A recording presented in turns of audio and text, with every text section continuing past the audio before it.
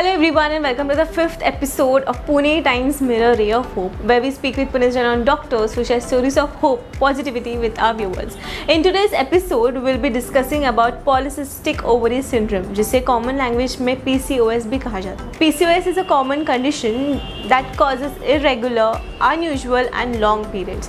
Let's discuss this condition with Dr. Samida. Let's go in.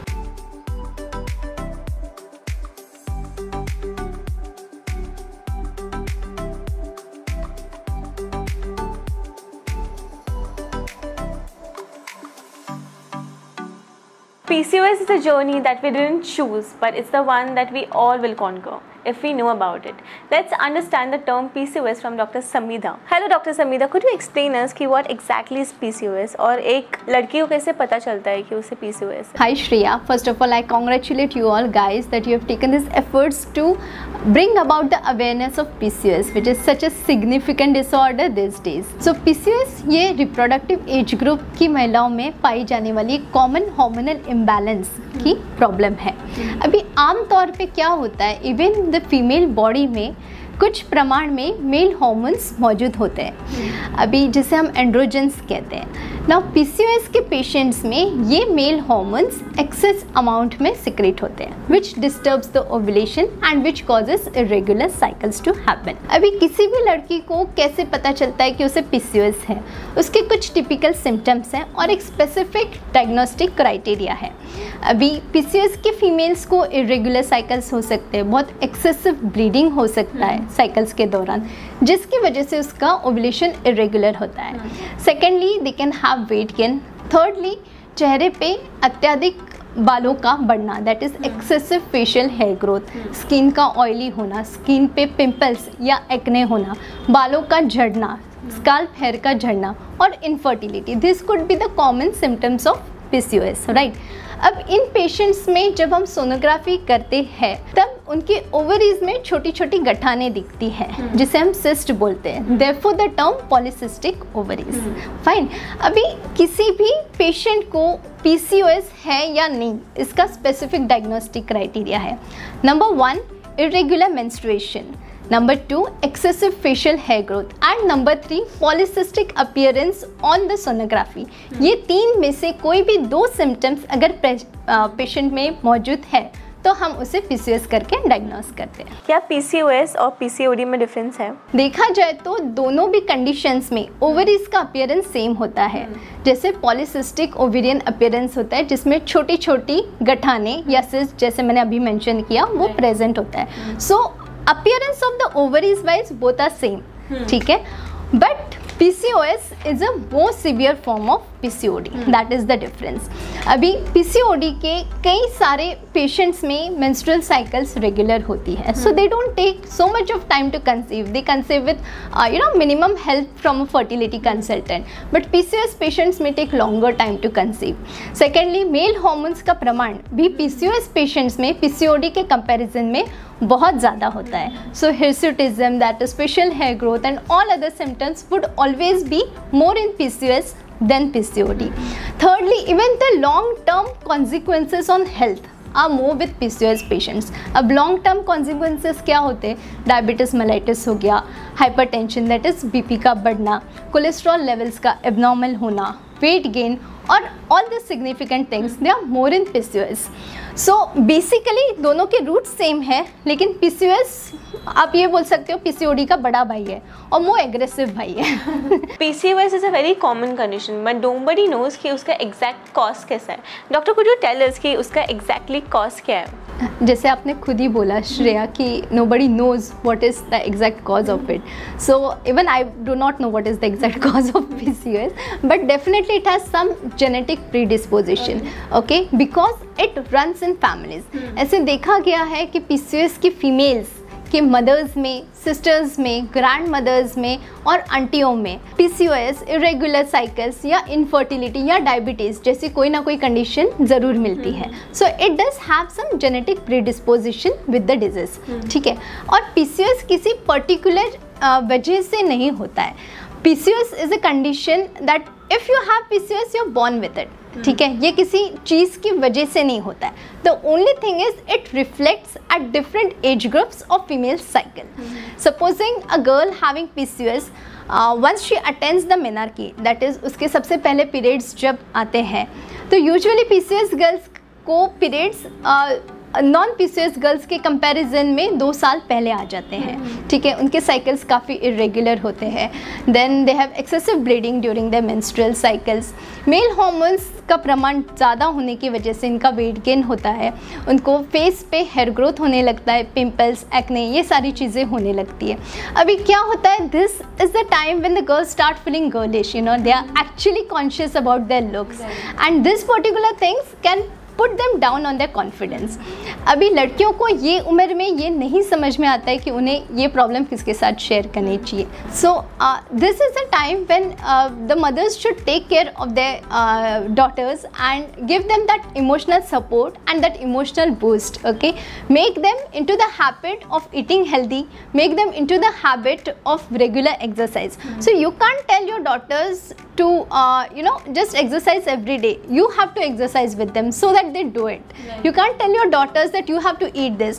You have to make it a habit on your table that that particular healthy food should be available for her. So this is how they'll get into the habit of eating healthy food, and this is what is gonna help them forever. Right. Then comes the reproductive age group. ठीक है, menarche हो गया. अभी reproductive age group में when the couple is trying to get pregnant and they face issues in getting pregnant, this is how it reflects in this age group, that is infertility या irregular ovulation. ठीक है, at times some people reflect PCOS in their pregnancy directly in terms of having gestational diabetes mellitus. मतलब उनको pregnancy में diabetes होता है और तब पता चलता है कि उन्हें PCOS है. So this is how it reflects in pregnancy. During menopause, these patients have very late menopause. मतलब आम औरतों के कंपैरिजन में PCOS के पेशेंट्स का मेनोपॉज थोड़ा लेट आता है, कम से कम 2 या 3 साल से लेट होता है. मेनोपॉज के बाद भी कई बार इनको पोस्ट मेनोपॉजल ब्लीडिंग की सिम्टम्स हो सकती है. सो this is how the same disease showing varied spectrum of symptoms during entire life cycle of the female. Okay. Yeah. क्या हमें बता सकते हो कि क्या PCOS ओबेसिटी की वजह से होता है या ओबेसिटी PCOS की वजह से? Shreya, this question is like अंडा पहले आया या मुर्गी.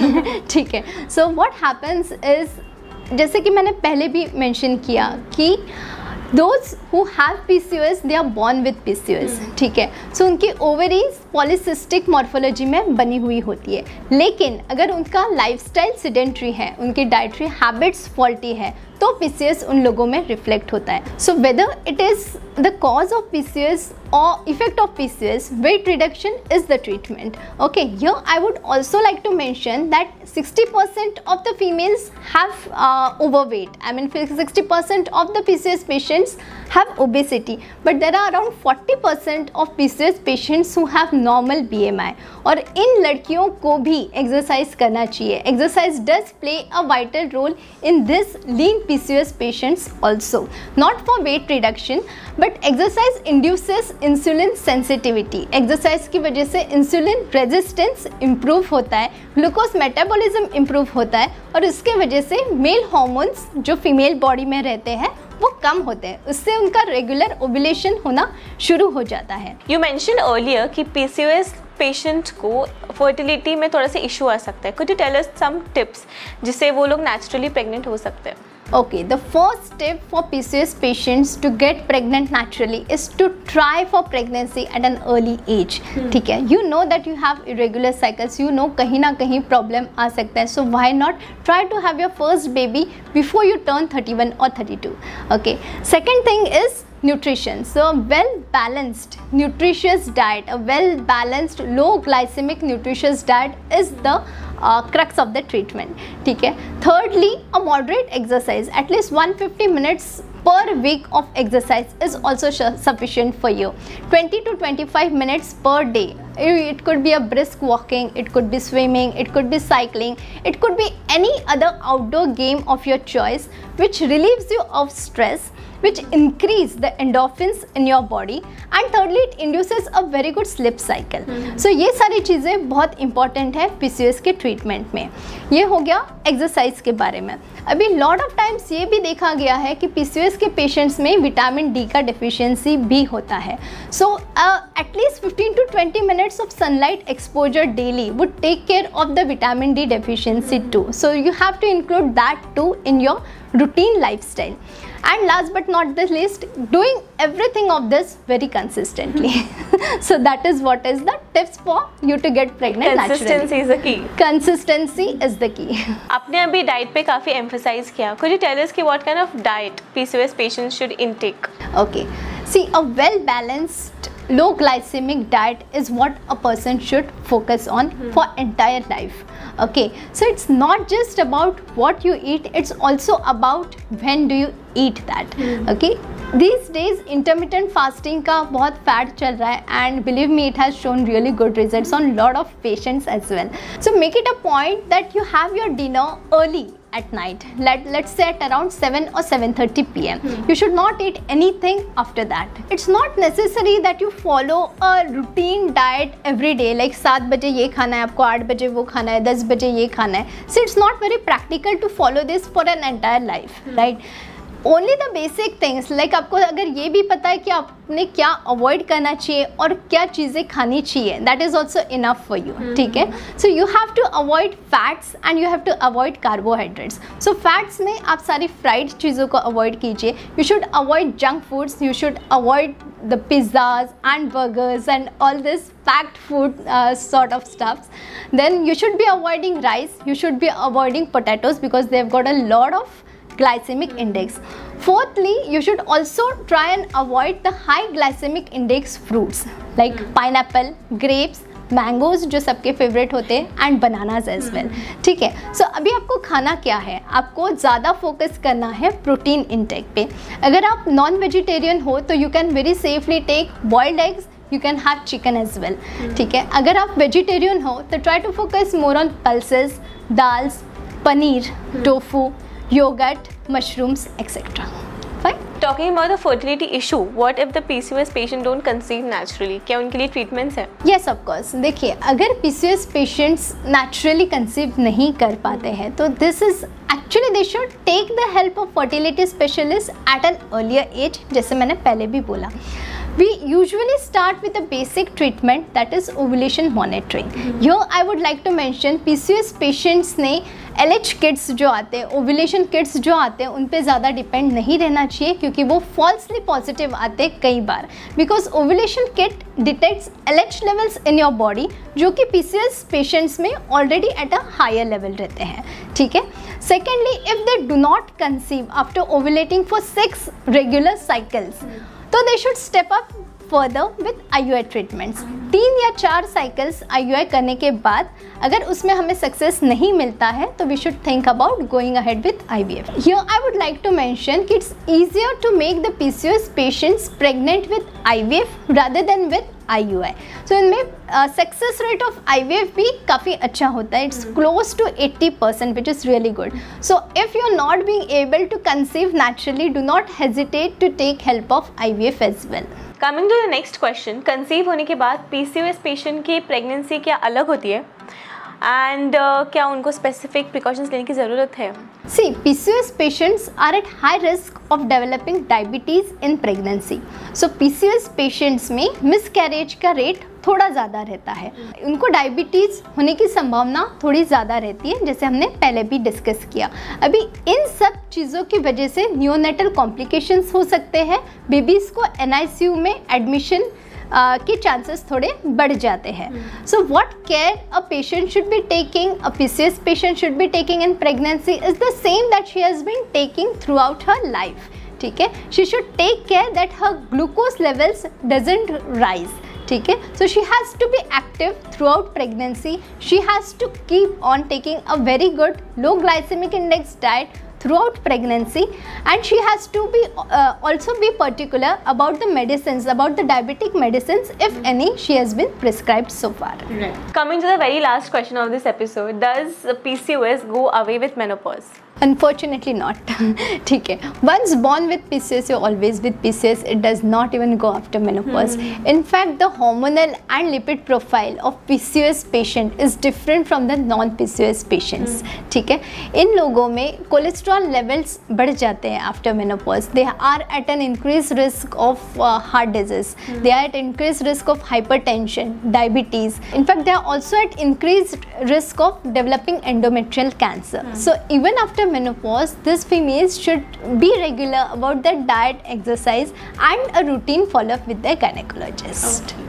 Well, that's about you guys, and I'm pretty sure that we have covered everything, right from fertility to puberty to pregnancy care to menopause, and I'm pretty sure we have clarified a lot of myths around it. Thank you, doctor, for your precious time. It was lovely talking to you. Thank you so much, Shreya.